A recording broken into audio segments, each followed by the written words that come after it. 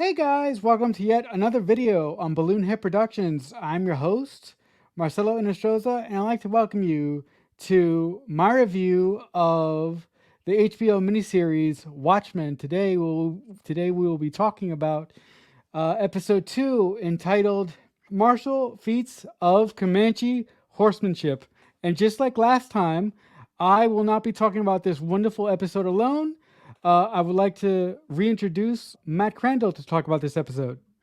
Hello, Matt. Welcome back. Thank you for having me. Happy to be here. All right, Matt. So, this episode really starts off in an interesting way. This episode starts off with a flashback to a bunch of women typing some sort of ledger. It's like a German. Uh, it's not like a it's not like a German encampment, but it's really interesting. So this German officer gets one of the young ladies from the typing pool and asks this lady to his office, and in which he writes the most racist letter to the American troops who, at this point in American history, are fighting against the Germans for the Americans. So I thought that that was a really interesting way to start out this episode. And also, this scene really bangs home. This series is about race when it comes down to it. So, what did you think about the opening sequence? Yeah, it was really good because, as you say, we see this typing of a letter. And at first, we're like, okay, what is this? Why are we here? Why are we so far back from where we started? And we realize that this is a piece of propaganda aimed at Black American soldiers to make them feel like America treats them like shit and try and get them to stop fighting for America. And when we see the pamphlet get printed out and then dropped out of the sky over all these troops in the war, we realize, oh, this is the piece of paper that the note "watch over this boy" is written on. So then we can assume, how this all relates to a character that we find out in this episode is named Will, who is the old man from last episode, who was the boy at the start of the episode with the note. So this scene is directly tied into that note that he has, the significance of that, and leading us down a path to find out more about the heritage and seeing how, like you said, this show being a Watchmen show, just like the Watchmen graphic novel is not a straight superhero romp. It's got tons of stuff on its mind. It is very deep and philosophical. And this show is also going to be very much about race relations in America, because even though this note is propaganda to try and get the American soldiers to switch, a lot of it rings true, where they say you're fighting for a country that doesn't respect you, that looks down on you, and those kind of things can still be said today of race relations in America. So I thought that was really interesting, and especially to start the episode with such a mission statement scene saying, like, this show is not going to shy away from the tough topics. Here in the first 5 minutes, we're letting you know this show is going at any sort of tough topic head on. The most interesting thing about the most interesting thing about the speech that the German officer gives is he's basically saying that people of color are being marginalized in America, but the Germans are basically doing the same thing to Jewish people at the time. So I'm like, so I thought that that was a really interesting duality to what he was actually doing. He was actually calling out one subset of people for being ass backwards racist to just normal people that have different skin than they do. But the Germans also have a giant racist cloud over them when it comes to the Jewish population. So I thought that that was an interesting parallel. Yeah, well, and it just shows the hypocrisy of, you know, these people are willing to lie to try and get people onto their side and stop fighting against them by telling them what they think they want to hear, even though it's Right. not, they're not being honest about their intentions. Right. So in the next scene, we pick up exactly where we left off in the pilot. Angela is now seeing the horror of her police chief, her friend Judd, hung from the tree. And she basically takes Will back to the bakery. She wheels him into the bakery. She cleverly pours him a cup of coffee before going into the outer section of the bakery to where her costume is.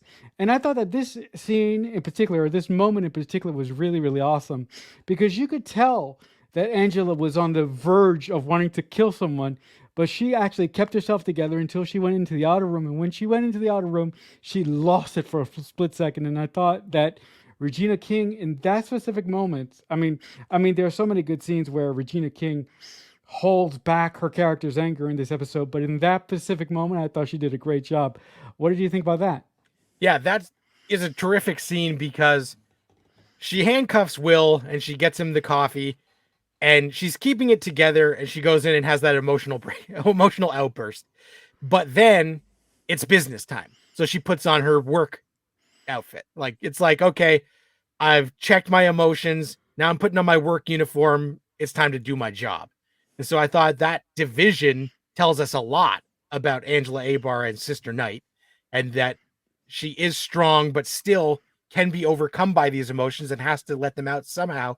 But that's just a great sequence that tells us so much about that character, that she has been through so much that she's not going to let this cloud her judgment. She's not going to do anything rash. She's going to allow herself those 15 seconds and then back to work. So I thought that Mhm. was great. And then when they have their kind of interrogation scene where he doesn't give up much, and then she just takes the cup and puts it in a bag because she's going to get it analyzed for DNA. You're like, oh, clever girl, way to go. The one thing that I love about her interrogation scene when she pulls herself back together and steps out into the room where she put Will in, and she's all and get up like you said. The one thing that I love about that is Angela keeps asking Will, you know, uh, how did you do that? And or she keeps saying, "Who are you?" And he keeps saying, "Oh, I'm the one that strung your chief of police up." And he says it again and again and again. It is the most frustrating thing ever. But now in a rewatch, you're like, "Oh, this dialogue and the way that it flows, and knowing where the story's going to go. No spoilers to where we're going to go, but it's just genius how Damon and Nick Hughes, who wrote this episode, set this whole thing up. Yeah, there's a when you watch this, because I haven't rewatched this since it aired. And so watching the Blu-rays now, there are a lot of foreshadowing moments in dialogue that even later there's a scene that we'll have to talk about, that like a line that I'm like, oh my God, Jesus Christ, how did nobody predict this based on this dialogue? So there's a lot of stuff that they drop in small hints so that later when you rewatch it, it all does feel like very intentional and cohesive. And this is a case of, a mini series that they obviously finished all the scripts, crafted everything before the cameras rolled, because every single scene has intentionality and builds to something else that's coming down the road. One thing that I really found interesting, towards the end of Angela's interrogation, she gets the call from somebody in the police force. I think it's actually LG who calls her and says, uh, you know, you're needed right away. Jed is dead. Yeah. And at this point, Angela already knows that Jed is dead because she got the call from Will. So I'm asking you, why do you think she kept the fact that she had already discovered that that Jed had died away from everyone else on the force? I think it's mostly because she's confounded by the fact that this guy who's 105 years old is the one who said, I did it. And she can't wrap her head around how that would be possible. And if she turned him into the cops right away, they see a cop killer sitting there. It's not going to go smoothly. It's not going to be like oh, let's get to the bottom of this. It's going to be a shoot first, ask questions later. And I think she needs to find the answers because this is such an unusual turn of events that Hmm. then she has to fake surprise and Right. fake that she wasn't there first, which is interesting. And of course, in the scene, when she says, like, why did you do this? This was a good man. Will says, are you sure? I think he's got some skeletons in his closet you don't know about. And so we plant a seed of doubt that she doesn't have any doubt in this moment, but we get that line that becomes instrumental half hour from now. Angela ends up going to the spot where Jed is hung up, and the entire place is covered with cops and media. And the first person that Angela comes across is LG, right? LG basically comes into Angela's car cruiser, and LG acts very strangely. He goes, "Do you have anything to eat?" And Angela says, "Oh, I got some nuts in the glove." And LG proceeds to give Angela the ninth degree. And I'm like, dude, what the fuck are you doing? Because aren't you guys supposed to be on the same team? So, what do you think caused LG to want to question Angela about her whereabouts? And basically, he kind of put into question Angela's relationship with Judd, I thought. He did a little bit, and also we thought she did a great job of acting surprised on the phone, No, she didn't. but maybe LG is a little bit more intuitive than we thought, and Looking Glass can see right through that. So that could be why we get that awkward scene. And I did think that that's like such a interesting choice of just like, I need something to eat. Got anything? And dude's pulling a Brad Pitt by munching on some nuts while he's doing his lines. So I thought that was interesting, and it does show us that there's, even amongst their ranks, there's distrust. It's still showing that even though they now all wear masks and everybody's supposed to be on the same team, people are still wary that somebody might be like a sleeper agent who has slipped in here and is on the wrong side. What do you think about the camera guy falling on Angela's car? Because when that happened, I'm like, oh, is that supposed to be like like one of Darkseid's, or like a nod to Darkseid's minions? But I'm like, no, that can't be it. So, what did you think of those things? Because I thought that scene in particular was very, very interesting. That the media had these kind of like animal wing things where they could like spy on people. Right. I thought it was interesting because it's just showing us that, like, in this world where newspapers are still big business, the paparazzi have used the technology that this alternate timeline has to up their game by being a friggin' annoying gnat who flies around and takes pictures where they shouldn't be. So I thought that was kind of just a comment on like media in general, but also in this alternate world of Watchmen, like media and watching people is still a big thing. So like, who watches the Watchmen? Well, this asshole who works for the media who's flying around is watching the Watchmen because he's going to Right. put it on TV or put it in the newspaper. So I thought that was kind of cool, and it was just an unexpected. You're like, what the fuck was this? This guy looks crazy. The next thing that we see is LG and Angela get out of the car, and Angela basically picks Jed up as they cut him down from the tree. And that's the moment when we flash back the White Knight. I really loved in this scene how we finally got to see, or we got to see for the first time, the relationship dynamics between Calvin and Angela. I thought that it was really loving. The thing that I like most about this scene is Calvin keeps obsessing about a gift underneath the tree, and as he's obsessing, the director of this episode keeps switching back to to a clock, and the clock is just about to turn to midnight. And when it turns to midnight, a member of the Seventh Cavalry comes, busting through the door and basically tries to kill Angela and Cal.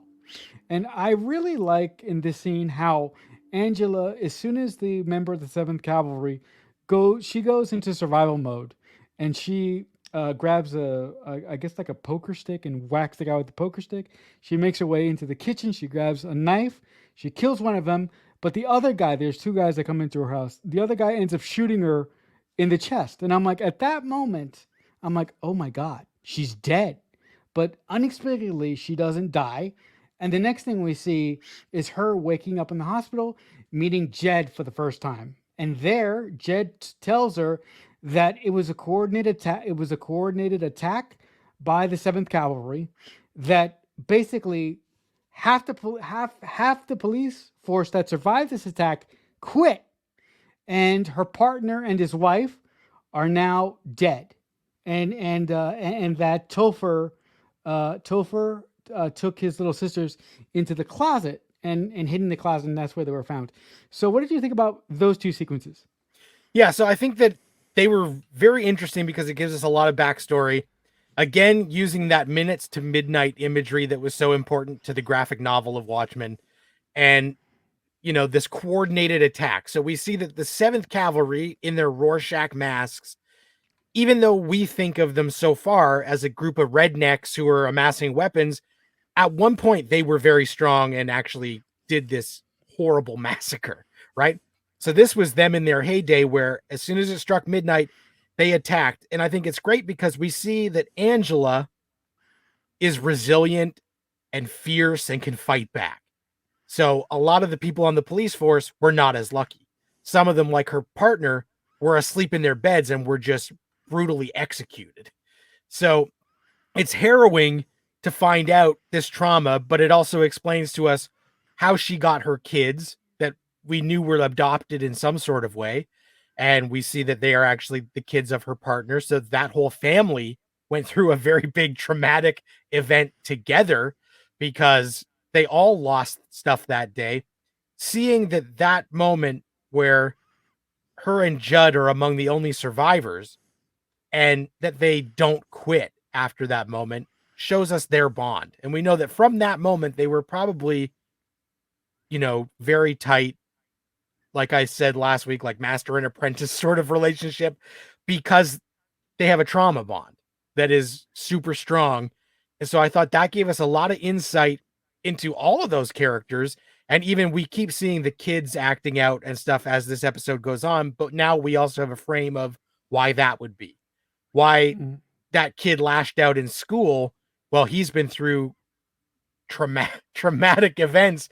Watching your parents get executed would definitely leave a mark, right? So I really liked how that showed us that the 7th Cavalry is not some fly-by-night group. They are serious. So it makes the villains of this show seem like an actual threat rather than a bunch of rednecks in a barn.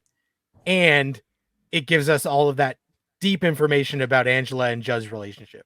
The really interesting thing that I found telling is at a point when Angela is trying to get her bearings when she's in the hospital bed talking to Judd, and she's getting all this information and she's sort of taking it in as best she can at this point. Judd says something very, very kind and very, very thoughtful. He says, "It's okay to cry." And I'm like, this really tells you a lot about the kind of individual that Angela is. She is unflappable in front of anyone. She doesn't allow herself to be to show her feminine side a lot. So I thought that was very interesting, and I really hope that that as we go along in this miniseries, we get some sort of understanding as to why she is like that. Because at this point, in the flashback, the White Knight just happened. So we don't. So we know very, very little about Angela's past to this point. So it was very interesting to me that Angela has this thing where she feels that she has to always be present, and she always has to be as strong as she can be, and she can't allow herself to show a minuscule of emotion when something atrocious happens to her. Right. That's, again, she's got her work uniform on, and at work, you don't show weakness. And Judd basically says to her, even though they aren't literally wearing them at the time, he's like, you can take the mask off. This was an emotional thing. You can cry. And so even though she doesn't literally wear a mask at this point, that was like the subtext of that. So I thought that was great. The next thing that we see, we pick up in present day, and Angela decides to take the cup that she took from Will to a basically a history center where we learn the history of this little thing that we've heard said in the pilot by one of the most racist little children in the classroom, where the racist little kid mentions Redfordations. And in this episode, we understand what those are and where those came from. And I really like the fact that when Angela steps into the museum, there are these basic, toll booth kind of things where you can actually put in your DNA to see if you have any ancestry that go back to that time in history. And it turns out if you do, you are eligible for these things called Redfordations. So, what do you think about that and how Nick and Damon did all that? Yeah, I thought it was really well handled. So we see this center and people are protesting out front. Of course, a bunch of racist white people out front with signs about how they're mad about Redfordations. And so we find out that President Robert Redford, the actor who announced his presidency at the end of the graphic novel of Watchmen, has made this program where if you were affected by the racial violence of the Tulsa massacre in the 1920s, if that's part of your lineage, then you are entitled to basically some money as reparations for what America did to other Americans. And I thought that when she's watching the video, it explains to us all of this in clear detail, and it's going to analyze the DNA. And so she says, my name is Will. Here's my phone number. Here's my DNA. And so it's going to run it to see if there's any link, but she's hoping that it will maybe provide some sort of further insight into who this fucking guy is who killed her best friend in a brutal lynching fashion, who seemingly shouldn't be able to. So I thought the way that it tells us so much about the world of Watchmen, the way that this America, their way to like make up for the racial past is throw money at it rather than any sort of actual change, because doing that only creates more tension in the modern time between the races as we see the picketing. So I thought it's very succinct, but it adds so much to let us know what this version of the world is, which is not dissimilar to our own, but has quite a few tweaks that are the alternate timeline. Do you want to go backwards and talk about the scene when after the cops basically take down Jed and they decide to go into Nixonville and basically round everybody up? So we see in that scene, they round up the usual suspects. So they just start like a, cops versus the trash kind of battle, because they need to get more information on what's going on, and they feel like the 7th Cavalry has escalated the situation. So it was interesting that they go to Nixonville where they think all of these, usual suspects are, and they try and round them up, and it becomes a pretty big incident. The funniest thing about that scene and the scene leading up to it is Angela before they leave the crime scene where Jed got hung. Angela says because the entire police force, Red Scare, they're basically ready to find every racist person in Tulsa and round them all up. And Angela is very calm. And she's very concise, and she says, "You know what, guys? We should really think about this. We should take a moment and chill and think about this." And Red Scare says, "You hate these fucks, and you actually want to relax." But the way that Angela reacts, sort of tips our cap that she's the one that she knows that none of these people that they're about to go round up in Nixonville had anything to do with this. Right. The other thing that I find very, very striking and very, very shocking, when the police basically start rounding up racist individuals in Nixonville, one of them tries to attack Angela and LG. And Angela basically mounts the hell out of this poor racist person, or this racist person, and beats the ever loving shit out of this guy. And I'm like, why is this woman so angry? Because look, the way that the director of this episode filmed this scene, it was so impactful, and it was hard hitting, and it was vicious. So much so that after she did it, she had to go to her car to take off her mask and compose herself for a couple of seconds. So what do you think? What do you think about that decision by Angela, and what do you think about that a vicious display of violence on her part. I think that's a moment where her emotions start to overtake her again because of the great loss that she has just suffered and not having enough time to process it. And the confusion that has been created by her conversation prior with Will, that moment is just, she gets caught up and beating that bastard to a pulp will make her feel temporarily better, but then she goes to her car and you can tell that she knows that she went too far, but it's just she couldn't control herself in that moment. It was like an animalistic, the rage is coming out because of this instant grief that has just popped up. The other thing that I find very, very interesting about these collections of scenes is that Red Scare mentions, I can't remember if he mentions it at the actual crime scene. He does mention it at the crime scene. He mentions, so who is exactly in charge now? Because Jed is a police chief, and it's or was a police chief, and it's really interesting to me that he didn't nominate a successor to take charge of everything if he dies. And I was thinking the successor to Jed obviously has to be either Angela or LG because they seem to be the most level headed of the higher ups in the police department. So, what do you think about that sort of office politics decision? Yeah, they're presented as kind of our two best choices, but we also know that fucking Panda is going to be there with a rule book, probably combing through and telling us exactly what the process is. And I'm sure it's some sort of long period of somebody's going to have to run before we can have the succession happen. So I think that was interesting, but it makes sense that they don't immediately have like somebody step in, because you also then would start to put your eyes on that person and wonder if we have some sort of mole or double agent.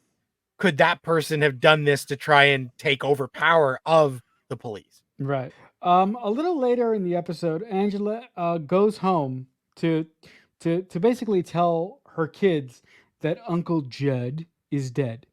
And when Angela shows up at her house, there's this redneck on the porch, and Angela and him have a really really short exchange, and he goes, "Oh, I'm just I'm eligible for my paycheck or something like that."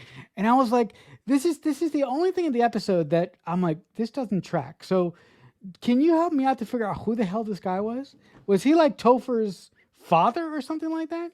So he's the kid's grandfather. Okay. So, Okay. so he's the dad of Angela's partner. It seems like he is probably some sort of degenerate gambler or alcoholic, and definitely not on the same page in terms of political views. So he wasn't the appropriate guardian for the kids, but he still likes to check in on them, but he's happy to take money and then just fuck off, which tells us everything about him. Because if he actually cared about the kids, but to him, it's kind of like a meal ticket. Mhm. Which was interesting because we got character actor Jim Beaver to play that role, who, people might recognize him for Deadwood, or most notably Bobby Singer on Supernatural for a million seasons. And I love Bobby on Supernatural, but this character is a dirtbag. So you're like, okay, this is Jim Beaver in his dirtbag mode rather than the lovable redneck he was on Supernatural. So I thought it was interesting that we know he's probably going to come back into the story in some sort of way, because why would you get Jim Beaver for just 2 minutes when this dude is like a recognizable, well-respected character actor? So I thought that was interesting and made me wonder what more could be going on, or is it just to show us that these kids come from a family that maybe doesn't line up with Angela's beliefs? And also key, when she goes in right after this porch scene, she talks to her husband and she tells him like what happened. He says, how could this guy have done this? And she said, I don't know. I thought maybe for a second, like maybe he's Dr. Manhattan. And they say, well, Dr. Manhattan can't make himself look human. Besides, he's on Mars, wink, wink. And like watching it this time, I'm like, holy shit. I can't believe this Oh my exchange God, here we go. happens in episode 2 of this show. What are you thinking as her and her husband have this quick talk? it was unbelievable because, like you said at the start of our discussion, so much of the major points in this overall story is sprinkled by Damon and also the writers of the series. It's unbelievable. And the thing the thing that really got me is the point when Angela enters the house and Cal is playing, pirates with their kids, and he's wearing a white sheet. So I'm like, why is he wearing a white sheet? Because normally when you play cops and robbers with your kids, you buy like a shitty pirate costume from Party City or something like that here in Right. the U.S. and you would play with your kids, have fun. But Cal had a white sheet, and I'm like, this white sheet has to come back somehow. And I really like how that plays in the story, which we're going to get to. I really found it heartbreaking, and I really found the conversation between Angela and Topher upstairs when Angela basically says, "Some bad, your uncle Jed is dead. They hung him from a tree," and she was basically telling him that the world is a bad place and the world is awful and it's black and white. And this made me really think that Angela's mindset isn't where it should be. She always puts things in factor of black and white. She's she's completely obsessed with race, and it's us against them. So all throughout that scene, I'm wondering what in the hell happened to this woman to make her like this. I mean, in this episode, Regina King did such a good job to see the hate and the frustration just oozing out of her in this episode. And I really like how Topher is building like this magnetic castle and it's like floating in the air. I thought that was really cool. I was like, I want one of those. And I love how when Angela finishes, telling him this and telling him about Judd, he like swipes the castle and like smashes across the wall, and he says, "Oh, can I please watch TV?" Because at this point, he's still grounded from his little outburst in episode one when he hit the shit out of that tiny racist. So yeah, I thought that scene was fantastic for the way that it showed Angela's viewpoint on the world. If you didn't get it already, so what did you think about that? Yeah, it does that, and it shows us that Topher says, "Let me tell my sisters. Don't tell them. I'll break the news to them. I'll tell them in like my own way." Uh, because they have been through so much. And I like that Angela says, like, yeah, you and me know the world is shit. We've seen bad stuff. Bad stuff keeps happening to us. And this kid is dealing with it in as best a way he can because it's completely fucked up for a child to have to deal with that kind of stuff over and over. And we see that rage come out where he smashes that model all to the ground. So I thought that was interesting. And then also, he is just being a kid where he's like, can I just go watch TV? Like, you just laid all this shit on me. Let me just go have some fun and check my brain at the door and watch something mindless. And she's like, yeah, I guess so. So we have seen explicitly the trauma in this episode that they have been through, and now adding the Judd trauma to it. It's just constantly they're going through the ringer because of this unending cycle of misery that they hopefully can break out of. What were your thoughts of the program that Cal and Topher were about to watch, and the warning that they give before the start of this program was the most hilarious topical political warning I've ever seen in my life. And I'm like, if this warning was actually like stitched on to something that came out today on HBO or any of the big streaming services, it would make sense. But it was the most over the top warning I have ever seen. Well, it was a very over the top warning, but what's funny is that you can find old movies and stuff on Disney Plus that basically have these same warnings now. Because if you go to watch the animated Peter Pan, they're going to tell you a bunch of these fucking warnings because a lot of stuff has changed in the culture, that things that were acceptable then, but this one is extreme because the program is also super extreme. American hero story, which kind of feels like the way they're presenting this as if this is some sort of exploitive Ryan Murphy television program like American Horror Story or American Crime Story, but it's American Hero Story. And so it's very sensationalized and ultra violent. And it also reminds us in the graphic novel Watchmen, two main things. There is a comic within the comic, Tales of the Black Freighter, which is like a story that we keep cutting back to in the graphic novel that is completely separate from our story of Watchmen, but thematically rings true to a lot of what's going on. And this felt like this TV show's version of Tales of the Black Freighter. The other important thing is that this show is about Hooded Justice, who was a member of the Minutemen in the 1930s, which was one of the first factions of superheroes that are in the graphic novel of Watchmen. So this is showing us what happened to Hooded Justice.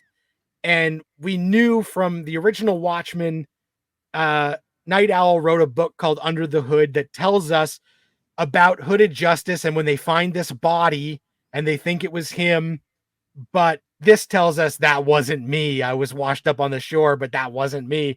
And so we're getting the other side to find out what actually happened to Hooded Justice in this new version. So I thought it was very interesting how this gives us more history of superheroes in this world, how they were persecuted, how they got, extreme, and vigilantism kind of ran rampant where nobody was keeping them in check. But also stylistically, this just mirrors the graphic novel and pays homage to the old version of Watchmen that came before. The next thing that happens is we basically go and catch up with our good old friend Jeremy Irons, and like in the pilot, he seems to be in this sort of Victorian place in this giant castle, and for some reason or another. So what ends up happening is we discover Jeremy Irons, or the character that Jeremy Irons plays, which is escaping me at the moment. Matt, help me out. He's playing Adrian Veidt. Thank you. Yeah. So basically, Adrian Veidt is at this old-fashioned castle, and he decides to put on a play, and the play is called The Watchmaker's Son. And this thing is the most awesome, disturbing play I've ever seen. And when I was watching this episode for the first time back when it aired, I was losing my crap. Matt, what did you think about this whole sequence from start to finish? So it's great, and especially one of the things we know from Watchmen, Adrian Veidt, when he did his big squid takes over the world terrorist attack, it all stems back to him worshiping and being jealous of Dr. Manhattan. So he is obsessed with Dr. Manhattan, so much so that now in his old age, where he's, presumably in hiding or exiled in this castle, he makes his servants put on a play about the origins of Dr. Manhattan. Oh my God. So we're seeing this character of John Osterman step into the thing and get trapped and transform into Dr. Manhattan. But what becomes apparent as we're watching it is that when the big moment comes where he melts and he's hit with all this radiation and turns into Dr. Manhattan, they actually incinerate the dude who's playing him. Completely actually incinerate him. And so we're like, oh my God, what the actual fuck is this? And then we see Dr. Manhattan step out, reborn, and the dude's all in blue, and it's Ichabod Crane from Sleepy Hollow hanging dong on Watchmen, and he's playing the one manservant. And as this plays out, Veidt has his notes about how the scene should go, and we realize that all these people in the play are clones. These are human clones of each other, because literally they just incinerated Ichabod Crane, and yet here's another Ichabod Crane, and here's another Ichabod Crane. And we're like, oh my God, what is going on here? Veidt is still obviously insane. He's still up to some sort of evil villain shit because he's living in a castle full of clones and he's just killing people for his own entertainment.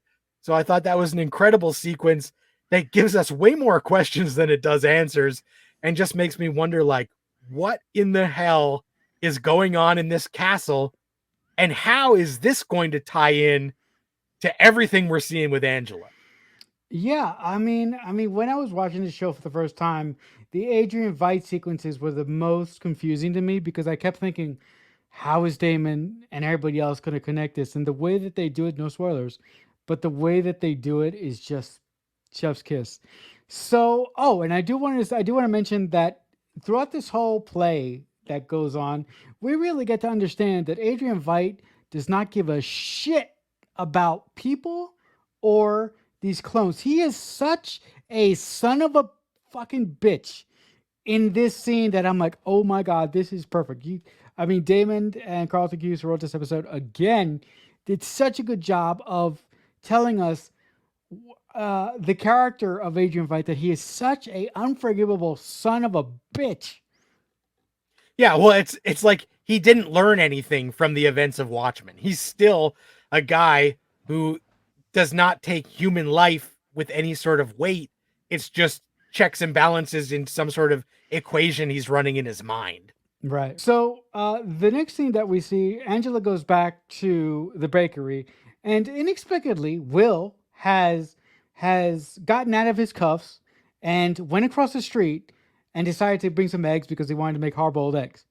So during this scene, Angela tries to interrogate him again, and she basically says, "If you don't tell me something that's actually true, I'm going to arrest you." Right? And Will says something very, very interesting. He goes, "Your chief has skeletons in his closet." And I'm like, skeletons in it? Why would he say that? And then, and then I got to thinking, skeletons, sheet. I was like, no way. Anyway, a couple moments later, Angela gets a call from this center that that she went to earlier in the episode to find out if she had any descendants and she was eligible for retributions. So during the call, she said that the center tells her that they tested her DNA and that she has two direct descendants. And that's when she finds out that Will is her grandfather or her great grandfather. Yes, correct? I think. Her grandfather, yeah. Yes, her grandfather. Thank you. Guys, if Matt wasn't with me, I'll be a disaster. Yeah, he bails me out of so many things. So I was really, really, really shocked in that moment. So what were you thinking when that got revealed, and what were you thinking about the whole scene of Will escaping, going across the street to boil some eggs? What were you thinking about that whole sequence? I thought it was great. So just before this is where she actually goes into the closet, because she already knows when she comes back for this confrontation. So just quickly, she goes to visit Judd's widow at his house for his impromptu wake, and she starts snooping around and finds in his closet a full 7th Cavalry regalia hidden away, like a museum piece. But so she starts to wonder, how did this guy know that Judd had skeletons in his closet? And so when she goes back to speak to Will, I love that he is uncuffed. He's cooking. He literally left and came back. And she's like, why? And he said, we aren't done talking. I got shit I gotta say, and we haven't had our conversation. And she says, how did you know that Judd had this shit in his closet? He's like, I didn't say anything about that. Like, I don't know exactly what he had, but there's more to people than immediately is visible on the surface. And she's getting really frustrated because he's still cryptic, and he's saying, we needed to have this talk, and yeah, you can arrest me, but I got friends in high places and all this stuff that is ominous as shit. And the phone rings, and she gets that call. And when she realizes he's her grandfather, and he realizes that she's gotten this information, and she's like, your dad didn't talk about me. Like, you don't know about me. And she's like, no, like I've never heard of you before. And in those moments, he's frustrated, but he still has an upper hand because he knows more than she does. And she's trying to tease information out. But at this moment where this fucking old guy is just strolling around, cooking himself eggs, he knows more about her best friend than she did. Turns out she's his grandfather. She loses it and says, fuck it, you're going to jail. I'm done with this shit. You're being cryptic. Like, let's go. Let's put him in the car. And that's when some real crazy shit happens. But what are you thinking of their interaction in the room before she drags him to the car? I really love their interaction in the room because like Will has done in several instances in this episode, he says he says he drops so many hats on the ground to story points that we will figure out their true meaning later on. But it's just the dialogue and the way that it's delivered, the way that it was written, it was so pitch perfect. And the fact that he broke out of his restraints, went across the street and got some eggs, really tells you that he's there of his own choice, right? Because because because if he was really worried about Angela arresting him when he got out of his restraints, he would have fucking left, but he didn't. So that tells you that he's there, like Matt hinted at. He's there for a very specific reason. And when Angela loses her cool and takes him to the car, puts him in the car, and for some explicable reason, this large magnet comes crashing down out of the sky, lifts the car up, you know, you know, and basically Will is gone in the car, and Angela is looking up to the sky, and the little note that was being written by the German typist woman at the beginning of the episode comes down, and Angela just says, "What the fuck," and that's it. And I was like, this episode was one of the best of the series because it um it furthered the story, but it gave us more questions than answers. And the thing about these questions is they weren't frustrating questions. They were questions that you and I, when we were first watching the series, I'm sure that you and I wanted to figure out what the hell is Damon doing here. Like I was so excited to figure out where these puzzle pieces go that I was just so pleased. I was so pleased with myself. But again, I'm used to the way that Damon writes. I love Lost for God's sakes, so that's got to tell you all you need to know about me. But what were your feelings about the final sequence of this movie when Will basically gets saved by the most powerful magnet in the world?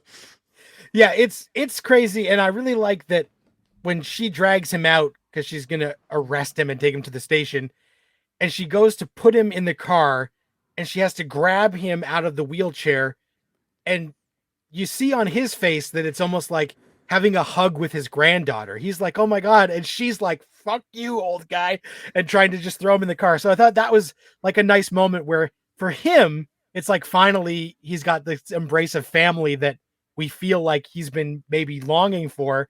And she's like, you aren't nothing to me. Let me put you in here. And when the magnet drops out of the sky, it's a shocking moment. And he gets pulled up into this ship. And you're like, what? But the force and the wind that's gusting causes his leaflet, to watch over this boy note, to fall, and Angela catches it and literally says what everyone in the audience is thinking at that moment. What the fuck? Which is a perfect ending. And again, Atticus Ross and Trent Reznor's music is so great in this series that, like, the way that this show builds and uses their score and then actual like music to have some Beastie Boys kick up, it's just it's perfect. That, like, it is confounding, and this is an example of an episode that gives us lots of context and answers for things from the graphic novel, but so many more questions that, like, a lot of the structure is very confusing. But fans of Watchmen will know that as you're reading the graphic novel, the structure is confusing. it is weird until you get to the end and everything comes into focus. So the fact that they are mirroring the thing that Alan Moore and Dave Gibbons did in the 80s in the form of this show really is cool. So like sometimes I would get frustrated by a show that was so weird, but this I'm willing to roll the dice because you're like, okay, it's a 9-episode season. I'm sure they have thought this out in some capacity and aren't flying by the seat of their pants. And this episode, has so many great moments that you're just like, yeah, they definitely have thought this whole thing through. One last thing before we wrap up this discussion on this episode. That final moment when Angela basically gets the leaflet and looks up to this guy and says, "What the fuck?" That was reminiscent of another Damon Lindelof joint, Mrs. Davis. So, guys, if you haven't checked out that, you need to get on it because Mrs. Davis is amazing. All right, guys. So that'll do it for this discussion of Watchmen episode 2. If you like this review, and if you've seen it, comment below. Tell us what you liked about it, or tell us what you didn't like about it. Tell us if you were as confused as we were when we first watched this episode. But Matt, if the good folks at home want to talk to you about anything, what would be the best place for them to reach you at? On Twitter at Matt Crandall, and certainly they can check out our podcast, Radio 815, on YouTube or any podcast source if they are interested in more Damon Lindelof talk. We've got our Lost full series rewatch in there, as well as other Bad Robot stuff, Fringe, Alias, Felicity, that they can also check out. All right, guys. And if you want to talk to me about anything having to do with Damon Lindelof, anything at all, you could also reach me at Twitter. I'm at CreekFanatic88. But until next time, as I say often, I'll talk back soon. So much happened here, and so much is about to.